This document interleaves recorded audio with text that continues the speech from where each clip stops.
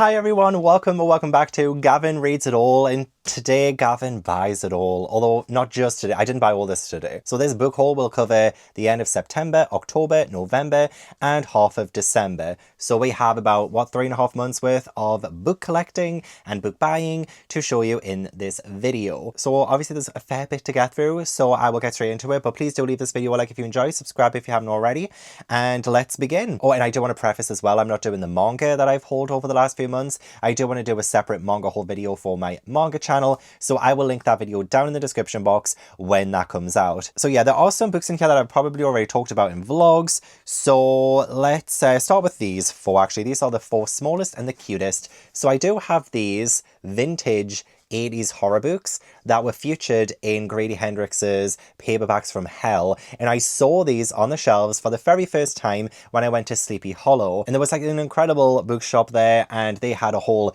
section dedicated to these 80s horrors, and in fact I think some of them are probably from the 70s as well. And those book covers in the Paperbacks from Hell book by Grady Hendrix, they do look absolutely incredible. I do love some good vintage horror covers, and these are the ones that stood out to me the most. So firstly we do have The Spirit by Thomas Page. This one, there is like some kind of Bigfoot kind of monster, and there are two men. One of them worships it, the other one wants to kill it, and I think this is sort of their crossfire, but I love the cover so much. I love how wintry it looks. Perfect time to read it, am I right? Then I also have The Nest by Gregory A. Douglas. This one sounds a little bit like a creature feature from like the 40s, where we do have mutant cockroaches, so that sounds like it could be a very fun time. Then we have The Abyss by Gia Cunningham.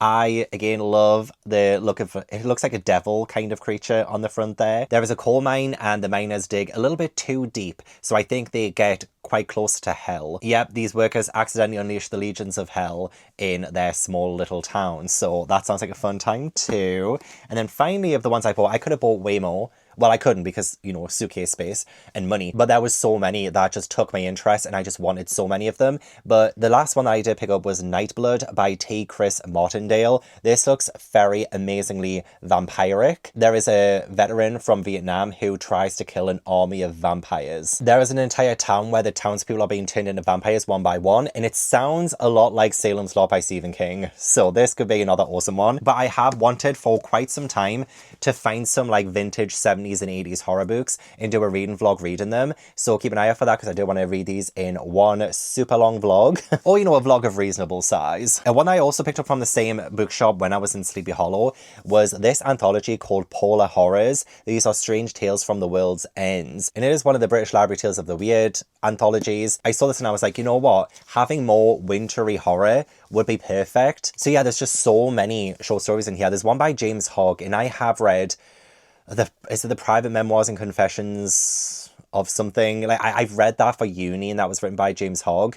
There's Arthur Conan Doyle in this, John Butchan, you know, some other authors who I feel like I have heard of. But yeah, this is essentially just a collection of weird winter stories. On the same trip, I did go to New York with Gabby, and we went to the Strand, and the Strand was incredible. I bought two books while I was there. One of them was a recommendation from Gabby, and that is Breathe In, Bleed Out by Brian McCauley. She described this as a lot like Scream, and Scream is my favorite horror film of all time. And I do have this planned for a video in 2026, so I'm very excited to save it for that. This one follows Hannah, and I believe some time has passed since her fiance died during a wilderness accident, and Hannah doesn't really want to talk about that trip. Her friends recommend a retreat, going to a retreat, and Hannah reluctantly agrees, and I think that's when some of the horror elements of this gets woven into it. I usually do take stickers off, but I'm keeping the Strand sticker on the back there, even though it's just the barcode, just to prove that I got it from the Strand, okay? I've always wanted to go there. The biggest bookstore in New York City, I believe it is. And then the other one is You'd Look Better as a Ghost by Joanna Wallace. And I honestly love the sound of this so much. I was like, Gabby, we need to read this. And then Gabby was like, you know what? I think I got an ARC copy of it last year, and I think I unhauled it. And I was like, come on. Or maybe she hasn't unhauled it, but like, she's had it for a while, and I was like, I thought this was brand new. And you know what's funny as well is that I did come across this book during one of my library challenges, and it was just during the B-roll of me browsing my shelves, and it had a totally different cover, as a lot of UK covers are. So sometimes I'll see a book online and not realise it's the same book when I'm out in the wild in the UK. If I'm in a bookstore or the library, I don't know it's the same book. So I have seen this book before, it was just a different cover, so it bamboozles me sometimes. But it was this line that actually made me buy it. I have a gift. I see people as ghosts before they die. Of course, it helps that I'm the one killing them.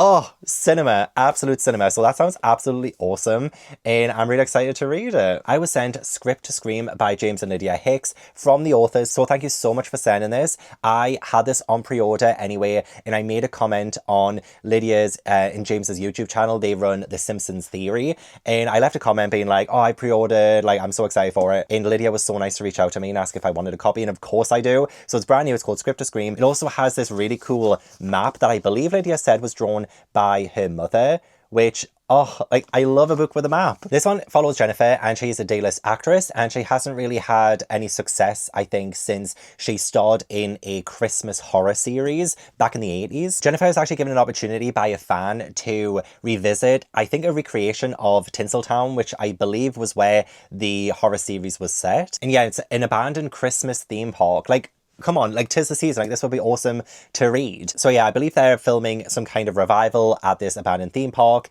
and Jennifer finds herself embroiled in some very scary shenanigans when this real-life serial killer is on the loose. I'm really hoping this comes up in a Sneak Across My Bookshelves, because I would love to read it ASAP, and I'm currently filming a festive Sneak Across My Bookshelves as I film in this video, and hopefully this shelf comes up, because it lives on this shelf just behind the Christmas tree. I got a couple of books a few months ago when I did, I think it was in Boss Autos, but when I was in Forbidden Planet, I picked up Killer House Party by Lily Anderson. This was in the US import section, so I hadn't seen it before. We follow Arden, and there is this mansion that is put up for sale, and Arden's mum is a real estate agent, so Arden ends up stealing the keys for this mansion while her mother isn't looking, and I believe she throws a killer house party in this abandoned mansion, and I think people start dying, because you don't do that. You don't do that. That's naughty. Arden's on the naughty list for sure. But yeah, I kind of wanted to read that one. I'm all into my horror this year. I'm all into my horror. Speaking of, I also picked up a couple of Joe Hill books as well. I've already read Horns. This was in...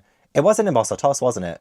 And it came up in a spin the wheel, and I had just hauled it. So I was like, oh my god, this is brilliant. But yeah, this one follows a man who wakes up one day with horns on his head, and it gives him a really dark power where he can hear people's thoughts, he can hear people's deepest and darkest desires. And he's also wanting to use this power to find out who killed Merrin, who he was in love with. So I liked it. I thought it was pretty good. But I'm very excited for Nosferatu. I feel like this one has so many good reviews. This is the one that I think Joe Hill is mostly known for, other than being Stephen King's son. And Nosferatu actually refers to a driver's license plate on a car, I believe, as well as Nosferatu, which is like the iconic vampire. It seems a little bit strange because, you know, some of the kids in the neighborhood are so excited to ride this car. However, if you ride it, you'll never see it again. There's no returning once you've ridden in that Rolls Royce.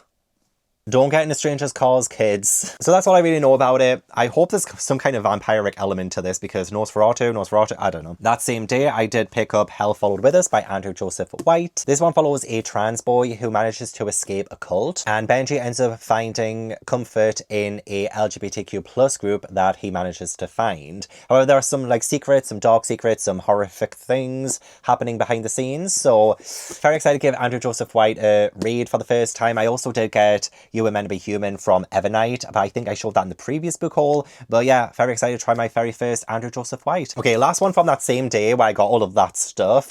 Hot Wax by ML Rio was one that I think I saw in either Forbidden Planet or Waterstones. I really liked If We Were Villains by ML Rio, and I also quite like Graveyard Shift as well by the same author, so I am looking forward to giving this a read. Even though I haven't heard the best of things since picking it up, it's fine. I'm going to go in with an open mind. This one, I think, is set in the summer of 1989. We follow Suzanne, and she is obsessed with the fact that her dad plays music, or at least his world is full of fast cars and electric guitars, and she joins him on a tour, which could be the band's big break. Oh, hang on, no, it's not set in the summer 1989. That's just the start. Suzanne sees a violent act happen, and she spends 29 years kind of keeping that a secret, and it must all blow up 29 years later. Sounds a little bit like We Sold Our Souls by Green Hendrix, a little bit. There's some kind of similarities there in the summary, but I loved We Sold Our Souls, so this could be very good for me. I keep picking up the Dune books by Frank Herbert, and I still have not yet read the first Dune, but Waterstones releases these really nice editions, and I have the first two. So I do really want to read Dune. I've never seen the film, but it's a story that I'm very excited to try out for the first time, but I do want to read the books first. So yeah, third book in a series. It is is a sci-fi, the sandblasted world of Arrakis. Couldn't really tell you too much of what Dune is about. Just other than I want to read the book series before starting the films. Okay, one book that I was so confused about getting because it got sent to me from the Broken Binding is The Witcher Crossroads of Ravens by Andrzej Sapkowski. Not 100% sure. I mean, I would love to read the Witcher series, and I believe I should start at the beginning, but this is like the random 8th book or something. It's like the 8th or 9th book or 7th book. 1, 2, 3, 4, 5, 6, 7, 8. Okay, 9. It's book number 9. And it came, I'm pretty sure in my Broken Binding, maybe sci-fi subscription or the SF&F, one of the Broken Binding, and I had no idea this was one of the ones that they would send. So I was really confused when I opened it, and I was like, oh, I mean, I would love to read the series. It's just random that I got the 9th one. I picked up Automatic Noodle by Annalee Newitz after seeing it in the Goodreads Choice Awards, and I saw this in Waterstones, and it looked cute, and I believe it is a sort of cozy sci-fi, and it follows a crew of leftover robots who open up a noodle shop. I do think this is dystopian, though, as well. I believe, like, the world is now, like, a wasteland. Or maybe not. It does say about, you know, there being customers in a community and all of that good stuff. So it is a novella. It's short enough. Should be a nice, fast read. But I've heard pretty good things about it since picking it up. So yeah, and I know a lot of people say read Becky Chambers. I've never read Becky Chambers before. In fact, I don't think I've read a whole lot of sci-fi, to be honest. But I am going to try and read a little bit more of it because, you know, Gavin reads it all. Taking a huge change here, Heated Rivalry by Rachel Reid. I read this back in February, but I read it, I think, on Kindle Unlimited, and I really enjoyed this book. I think I gave it like 4.5. It was like so steamy, so good, and I wanted a physical copy of it before, you know, we got a TV cover edition of it with like a brand new cover and stuff. This was actually a little bit hard to get hold of, so I had to buy it secondhand. But I do think they're re-releasing all of the Game Changer series by Rachel Reid in February, including this one. So I should have probably just like held out and gotten all of the books then with these covers, because I do love this cover. But yeah, we follow Shane and Ilya, and they are hockey players. And oh gosh, it's steamy. It is so steamy, so good. I haven't seen the TV show yet, but I'm very excited to. It's not really available to stream in the UK right now, unless you have a VPN, which I do not. But no, this might actually make my top 25 books of 2025. I haven't done my list yet, but it was so good. Where are we going next? Dinner at the Night Library by Hika Harada. I have had my eye on since it got revealed quite some time ago. And then I saw it again when I was in New York, but I'd already bought it by then. We follow Otaha, and she wants to work with books, and she does get an anonymous invite to work at a library. Yeah, it's a library with no name, a place referred to simply as the Night Library. The library does also have other cool and wacky staff members, and I believe they go on bookish adventures. So it sounds really good. I was drawn in by the cover and the synopsis, so this one should be good. Let me know if you've read this one. Oh, but don't let me know if you hated it. Don't be spoiling my fun now. Another one that's translated is The Midnight Timetable by Bora Chung. This does have several short ghost stories, or like short horror stories. You Can't Come In Here, Handkerchief, Cursed Sheep, Silence of the Sheep, Bluebird, Why Does the Cat, and Stunning Day. It does sound like it's filled with animals. You know, you've got sheep, you've got birds, you've got cats. So I freaking love the idea of that. And there is a protagonist in a labyrinthian research facility. An unnamed protagonist begins their night shift under the watchful eye of the building's enigmatic senior guard. Let's pick up a sequel that I'm highly anticipating, and that is This Inevitable Ruin by Matt Dinnerman. This is the 7th book in the Dungeon Crawler Call series, which you know I love. I have now read the first 4 books, and I just have 5, 6, and 7 to read. I believe book 8 comes out in May, potentially. So I do have some time before then to get this one read. It's massive. The books are just getting bigger and bigger. And you know what? I'm not complaining. You know me. I love me some Carl. I love me some Princess Donut. I love the world. I'm not going to explain what this is about again because I mentioned Dungeon Crawler Carl so many times. In fact, actually, I think it's now the 1-year anniversary since I read the first book. And I've read the first book twice now. And I just freaking love the Dungeon Crawler Carl series, okay? Because it's just so fun and so entertaining. The audiobooks are fantastic. Such a fun time. So yeah, you know I'm very excited to get to this. So hopefully I can before May when the new book comes out, and maybe I can give that a read. Or I might try and space them out because I think there might be 9 or 10 books in the series. So we'll see how we get on. I need to start a new pile as well. Like I've got piles upon piles. Not hemorrhoids, books. Oh, well, actually, no, I do have one hemorrhoid. Very persistent. Speaking of Dungeon Crawler Call, Jade actually noticed this when we were book shopping together when she visited mine for a festive weekend. And she spotted this in, I think it was Forbidden Planet, How to Defeat a Demon King in 10 Easy Steps by Andrew Rowe. And she did mention that it has Matt Dinneman blurbing it. And it sounds like this is lit RPG. So I would love to do a video next year trying to see if I do like the lit RPG genre or if Dungeon Crawler Call is a fluke. I'm pretty sure someone or some other people have already done something like this because, you know, Dungeon Crawler Call has taken over the world. But like, do we actually like lit RPG or is Dungeon Crawler Call the only one? So I would like to read more of them, and this one was on the shelves and it sounds so good. This one is in a world where every 1,000 years there is a demon king who rises and a hero is born to slay the demon king, and it's kind of like a cycle, almost a little bit like Legend of Zelda-esque. However, this time it's only been 23 years since the demon king rose and he's already decimated half of the population, and so now they can't wait 1,000 years for a hero to be born to slay the demon king. They need to find someone quick, and so you show she ends up stepping up to the plate. Sounds awesome. I can't wait. It's so short as well. It's so short. So yes, very excited for like a lit RPG kind of vlog. Let's do another one out of left field. We have Interview with the Vampire by Anne Rice here as well. Jan, if you're watching this, again, I'm so sorry. We should have buddy read this like long before now, but I didn't even own the book until like a couple of months ago. But I am very excited to read this. I have never read Anne Rice before, but this has such glowing praise. A lot of people love the TV show that came out. The summary of this is very vague, but I do know it's about vampires, so that's awesome. And maybe there's a lot of gayness in this. I know there definitely is in the TV show, but I'm not 100% sure about the original source material, but sounds good. I'm very excited to try my first Anne Rice. Speaking of my love Jade, I did pick up 3 Delilah S. Dawson books because of her. She read these books in her like 31 and 31 horror that she did throughout October. She read essentially a book a day, a horror book a day, and she blasted through the Delilah S. Dawson books. Some of these I hadn't heard of. Like, I hadn't heard of House of Idol. I mean, I had heard of Bloom. I've heard great things about Bloom. Guillotine is one that I'm pretty sure some people have told me recently that this is like their favourite horror book of 2025. And it says Glass Onion meets Saw, and I freaking love the Nights Out movies. I literally just watched Wake Up Dead Man yesterday with my channel members, and oh, it's always such a good time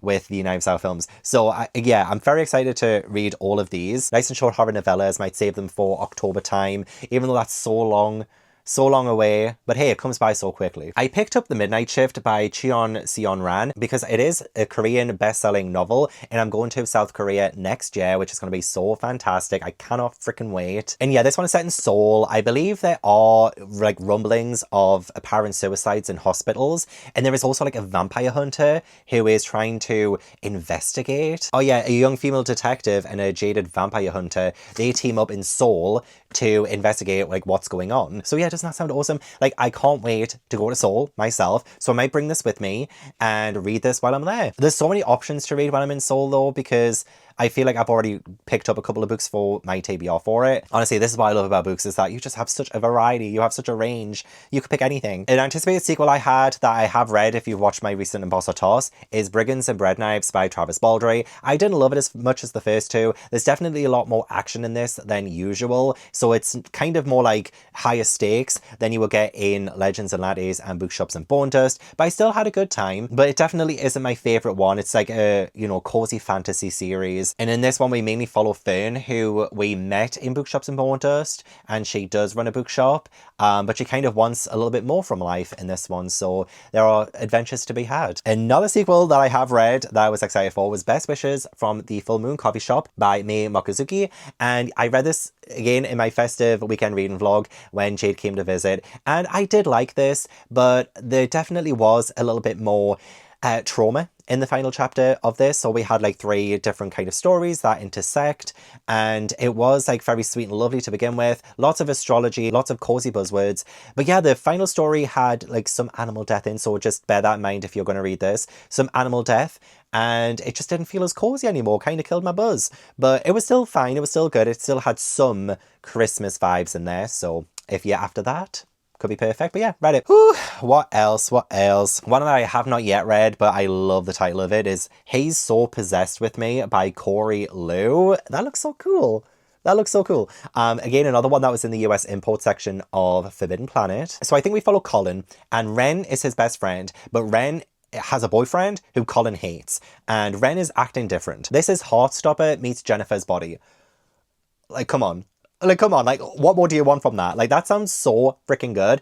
So yeah, I do think this is Colin trying to save his best friend Ren from a boy, and it has some like horror elements to it and stuff like that. Yeah, sounds great. I don't think I've heard anyone talk about it yet, but if there is someone who has read it and liked it, please let me know. If you didn't like it, don't tell me. Okay, let's do these 3 books, because I don't really have too much to say other than I'm such a dumbass. Because I did get the next 3 books in the Malazan Book of the Fallen series by Stephen Erickson from the Broken Binding. I do have the first 3. These are genuinely gorgeous, gorgeous books. And you know what? I feel like you can buy gorgeous books every now and then if you want to. So we have House of Chains. This is book number 4. Midnight Tides, which is book number 5. I freaking love that cover so much. I love all these covers. And then The Bone Hunters, which is book number 6. So yeah, 2026 is going to be the year that I saw Malazan. And one thing that, this is like going to be a spoiler for my 26 books to read in 2026. You know how I have to read these books? So I do like a reading vlog at the start of the year, like wrapping up reading them, like cleaning up my 25 books to read in 2025, for instance. And what really gives me a kick up the butt doing these things is putting them on that list. I mean, not all the time. There's always something that slips through the cracks. I'm sure a lot of people will bring up Brandon Sanderson, for instance. I know. But if I put Malazan on 26 books to read in 2026, you know I'm going to start it. And I know I'm going to say, oh, what about Les Mis that you put in your 25 books to read in 2025? The year is still young. The year is still young. 2025 is not over until the Gav lady sings. Okay, another Broken Binding one that I got recently was Kings of the Wild by Nicholas Ames. I wasn't 100% sure if this was something that I wanted to read because I have seen this around before, but after reading the summary of this, I thought, you know what, actually, I don't know why I didn't pick this up sooner. It might be because I just wasn't really the biggest fan of the covers in the past, but I love the Broken Binding edition of it so much. So we follow Clay and his group of mercenaries in this like very fantasy heavy world. It looks almost a little bit like, you know, a Colosseum and some really like mythical creatures or like scary creatures there in the center of the ring with the mercenaries there. Sounds a little bit like The Devils by Joe Abercrombie, which I hated. I did not like that one, but this one sounds way better, and I'm sure it will be much better. This one, the mercenaries have disbanded, and then Clay gets a knock on his door years and years and years later from one of his former bandmates, and he's like, hey, my daughter has been taken and she's in this enemy city and stuff, like, can you help? And I think they bring the band back together to save one of their daughters. So sounds really good. I do think that this is going to be one that I enjoy way more than The Devils. I was begging Jade to buy The Shipwright and the Shroud Weaver by Raphael Torrubia when she was at mine. I was like, Jade, please buy it. Please buy it and tell me if you enjoy it. She did not buy it, so I bought it instead. Because this sounds so freaking good. This is described as like a gothic fantasy, and I believe like the gods and things were wiped out. We have a master of magical shipbuilding and a maker of the Guild of Gods teaming up, I think, in this one, and apparently it's like a gothic folktale, fairy tale kind of book that has like the folklore of Tolkien and the geopolitics of N.K. Jemisin. Oh, I had this on my shelf spine on in one of my videos, and someone mentioned it, and I was like, oh my god, I haven't even mentioned this book, and you've spotted the spine, and you're already excited for me to read it. Say no more, say less. I think I got this from the Fairy Loot Epic Fantasy subscription, which is the only Fairy Loot subscription that I have, but The Tower of the Tyrant by J.T. Greathouse, I've heard good things about. We follow Fowler, who I think is a sorceress, and she escapes the safety of the city walls. The reason why she has left there is because she's looking for remnants of magic from the First Folk, and by finding them, she will be able to pull the land out of darkness. Oh, sounds so good. Love this edition as well. Stunning. I got The Isle in the Silver Sea by Tasha Suri from Illumicrate, and look at that cover. Doesn't that just look gorgeously sapphic? Yeah, it's a heart-shattering standalone romantasy of sapphic longing, medieval folklore, and a love that spans the centuries. Oh, I am all in for the longing. I read, in fact, actually I'm going to talk about it in a second. I just read a book where there was like lots of yearning, lots of longing, and I really enjoyed it, so this sounds like it could be really freaking good. But yeah, the book that I've not long finished is The Second Death of Locke by V.L. Bovalino. This one is an Illumicrate book as well, so they do love their little like romantasies and all of that, which honestly I did enjoy this a lot. I gave this 4 stars. I just talked about it like 2 or 3 days ago on my channel memberships. We did a book club for it, and it had a lot of longing, it had a lot of yearning. But we do follow Gray and Kia, and they are tasked to pick up the heir of a kingdom that fell, and it kind of sets them off on that journey. One thing I will warn you about is do not read the summary. There is a massive spoiler in the last paragraph of the summary that I had no idea about when I read the book, because I didn't read the summary. I got to the end of chapter 5 and I was blown away, and then I mentioned this on my live show and everyone was like, Gavin, we already knew that. And I was like, you're telling me that the twist was spoiled in the summary? So please, please, please, whatever you do, try not to listen to people mention this, because I didn't realize as well, but when other booktubers have talked about this book, they've mentioned that twist by giving like a summary of the book. Don't listen to them either. Save yourself. Don't do it. Like, I enjoyed this so much more because I thought that was a twist. But no, I really enjoyed this, so hopefully you do too. Oh, I did have my pre-order of The Impossible Fortune by Richard Osman. This is the 5th book in the Thursday Middle Club series. And I've only read the first book, but I did really like the first book. So I still need to read books 2, 3, 4. And this is, yeah, book number 5. But Waterstones do have like these kind of like foxes on the pages, and all the other books I have are Waterstones editions as well. So I had to go for it, even though I haven't continue the series. But hey, at least I know I really did enjoy the first book, so I think that's okay, right? That's okay. But yeah, we do follow some older people, and they all live together in like a kind of retirement village or retirement home. It depends on if you're watching the Netflix film. I enjoyed the Netflix film, I will say that. And yeah, they solve crimes, they solve murders. Very good, very funny. Oh, I did pick this up because I really enjoyed the first book, but this is A Curse Carved in Bone by Danielle L. Jensen. I really want to try and fit this into my anticipated sequels vlog for Emboss or Toss, but I was already reading so many sequels in that video, it would have just went a little bit too long, and that vlog is already, what is it, like nearly 3 hours long or something? Like, that is a long ass vlog. This probably would have pushed it over 3 hours, but I am still excited to read it. It is the sequel to A Fate Inked to Blood, which I personally really enjoyed. I read it for the Romantasy Goodreads video last year, and I thought it was great. Lots of Norse mythology, and it's just so, so good. Even though I did get a lot of hate for buying these editions, I freaking love this Twilight Deluxe Edition set, and I did do a Twilight Complete Series reading vlog. I love the films, even though, you know, some of the things have not aged well, and this was my first time reading the entire series, and I did mention I've tried reading Twilight 3 times and I just didn't like it, and so like a lot of people were like, well, why did you buy this for? Why did you buy this? Because it's stunning. Okay, this is stunning. This is going to live on my Twilight shelf forever, which is honestly one of my favorite shelves. Have you seen my Twilight shelf? It's looking amazing. Wait until my bookshelf tour of 2026. That's going to be coming in a few weeks. Oh my gosh, like such a great, great shelf. So yeah, obviously I wanted this. I annotated the hell out of these. I gave a video essay of like, I think nearly 4 hours, and oh, this was so good. So I didn't read Midnight Sun in it. I still need to read Midnight Sun, but I read the first 4 books, the original quartet, and hey, it was an entertaining time. Definitely lots of problems in them, 100%, and I didn't mind calling out the problems. But yeah, there was still like a lot of entertainment to be had. And hey, I low-key do love the Twilight series because it's so nostalgic to me, and it does mean something to me in my teen years. So having this deluxe edition set, I ain't gonna apologize for buying it, okay? Like, look at this version of Twilight. Isn't that stern? And then I just have it filled, I mean, you probably can't see too much, but like filled with highlights and annotations. And like, I'm keeping these forever. Like, the day I die, I'll probably be buried alongside these in my crypt. This box set will probably come with. So I genuinely don't mind forking out a little bit more money for a beautiful set if I know I'm keeping it and I know it's for a project. Oh my god, I've literally just damaged the top of it. Oh my god. And everything that lives on my nostalgia shelves stays there forever. I still got my Princess Diaries books there. And I freaking hated the Princess Diaries books. But they're there for nostalgia, okay? Nostalgia wins. I pre-ordered The Bookshop Below by Georgia Summers from Waterstones, so this is their beautiful edition of it. I love the sound of this one. So we follow Cassandra, and I think she used to work at Chirin's Bookshop, I think it's called. Yeah, Chirin's Bookshop. Those lucky to grace its doors, it's a glimpse into a magical world of deadly bargains and powerful magical books. But Cassandra, she used to go there, but then she got kicked out. And so Cassandra has been doing little delinquent acts since then. And then Chirin dies, and now Cassandra knows, oh, the bookshop needs to have an owner. So I think it must be her kind of progression into ownership of this bookshop, potentially. Another Broken Binding. Do I have...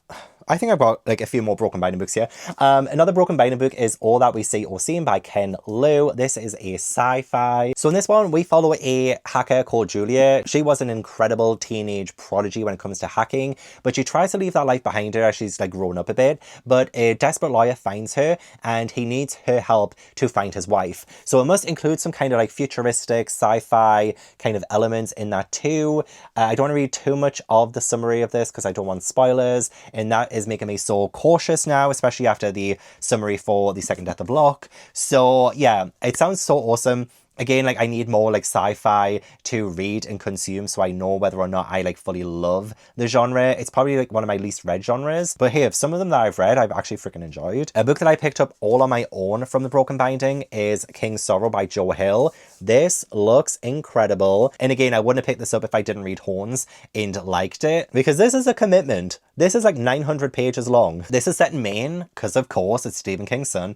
And we follow Arthur, who is forced to do like crimes for, I think, like some kind of gangs. Yeah, he has to steal rare and valuable books from the exceptional college library. This sounds a little bit King Arthur-esque, but he seeks the help from his friends and they have to like dream up and conjure up this kind of way of stopping all of Arthur's enemies. That's all I know. That's all I want to know. Oh, I have 2 series that I'm all caught up on, by the way.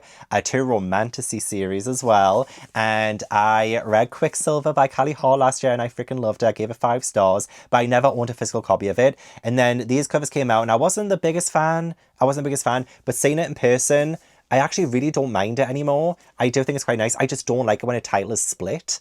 Like Quicksilver, I don't like it when the title is split, what can I say? But I did pick this one up and I had pre-ordered Brimstone as well. And I read this recently and I freaking enjoyed it. I thought it was so good, so entertaining. And yeah, I just really wanted like physical copies of these because I just enjoyed the series, okay? I just enjoyed the series. And a similar thing as well is when Fairyloot announced that they were doing Phantasma and Enchantra by Kaylee Smith. I really enjoyed Phantasma last year. Wasn't one of my favorites, but I enjoyed it enough because I thought it was highly entertaining that I really did want to give the sequel a go. So I did read this in my Imposter Toss anticipated sequels video, and I still really like this as well. Wasn't as good as Phantasma. I thought Phantasma had a lot more of the gothic vibes that I wanted, and it kind of incorporated the game element of it that this series is very known for. So this is, I think it's called the Wicked Game series or something like that, and I do think Phantasma just like utilized that a little bit better. But hey, both of them are still really good, and I do love these editions from Fairyloot. Right, I've only got a few left. Since, you know, we are catching up on a few months worth of books, I have another Illumicrate book here, A Rather Vengeful Accord by Danielle Knight. I may have to do a book box edition of Emboss or Toss or Staying Across My Bookshelves, do a little bit of a keep it or yeet it by Steph, because I do now have quite a lot of Illumicrate books. Even though I cut down my subscription boxes a lot, Illumicrate is still like built up a bit. This is set in an elite college where some people have risen the dead, or like the dead have been raised. I don't know the best way of saying that. And their corpses have been made into these unimaginable horrors. We follow Hal and Alistair. I think they're mortal enemies. Oh, it says Alistair is Helen's mortal rival. And I think they might have to work together. And this is like a world of like necromancy and stuff like that, which honestly fascinates me. That sounds so good. I picked up Green Rider and First Rider's Call by Kristen Britton from The Broken Binding. How many times I'm going to mention The Broken Binding? I picked these up because Jade read this and gave it 5 stars and she freaking loved it. And yeah, I feel like do we know that I'm kind of in a fantasy era at the minute. I freaking love me some fantasy. And so I really want to give these a go. I had no idea the original came out in the 90s. I didn't know it was like, you know, I want to say, I didn't know it was that old. The 90s is not that old. I was born in the 90s. I'm older than the series. So I don't want to say that this series is old, but to have an epic fantasy series begin in the 90s and still go to this day blows my mind. In the first book, we follow Carrigan, and she is at school, and I believe she's like in the middle of the woods, and a rider comes out of nowhere, and he's on a horse, but he's being shot and he's dying, and he tells Carrigan that he has this important message to give to the king in his life or death, and now as he's dying, Carrigan has to be the one to give the message. However, with his last breath, he warns her to beware the Shadow Man. Oh, that sounds so freaking good. So I did have to pick up the Broken Binding editions. What can I say? Our fantasy bingo, here we come. The Strength of the Few by James Islington. I freaking love this. This is the sequel to The Will of the Many. And yeah, I read this in my Emboss or Toss anticipated sequels video. I gave this one a 5 star. I given the first one a 5 star. I given this one a 5 star. Love the narration style of this one. It's a little bit more complex than the first one. It can be very easy to get lost in. But hey, I consumed the whole thing. I gobbled it up and I shut it out and I gobbled it up again. It was so freaking good. It is the Hierarchy series. We follow this in the first book, and he has to kind of infiltrate this academy, and he has a lot on his shoulders. What can I say? A lot of secrets to uncover, lots of, you know, death and fights and twists and turns. It's so good. Cursed Daughters by Oyenkan Braithwaite. I saw this Waterstones and I was like, this sounds fantastic. And I was doing my Goodreads video as well. Again, like, this is why I get confused. This was on, I think, the fiction long list, but I didn't recognize the cover and I was like, oh, there's nothing on this that I am that interested in. It's because I don't recognize anything because they're US covers. And so this one is a different cover, and it's signed. It's signed as well. I'm so happy about that. There is like a family curse in this one, which kind of sounds a little bit like Practical Magic, where no man can ever be like happy in the home. What was it? No man will call your house his home, and if they try, they will not have peace. And so our main character, I believe she's called Enai, and she apparently resembles their dead aunt. And she ends up falling in love with a boy she saves from drowning.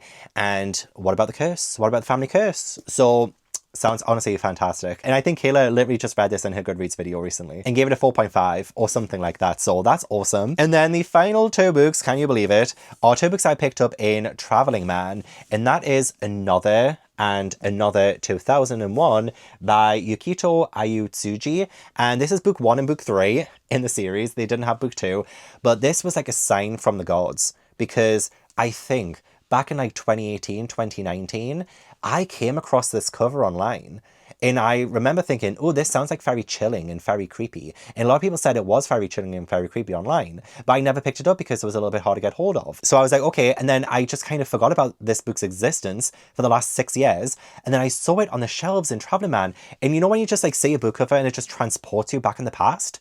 That's exactly what this did. And I was like, oh my gosh. So this one is set in 1998 and we follow Koichi, and he joins this middle school and he's been placed into a cursed class 3. And he realizes like the teachers act scared, the students are walking on eggshells, and there's like murders that are happening as well. Yeah, horrific deaths begin to unfold around him. But class 3 is haunted by a vengeful spirit. So I have read reviews where people have said this isn't really that scary, but it is very creepy. I like creepy a lot, but I remember seeing this years ago online and thinking, oh, that sounds like something I would enjoy. And I just forgot about it for 6 years. And then I saw this cover and I was like, I remember vividly seeing this cover. And it took me back. I was experiencing major deja vu.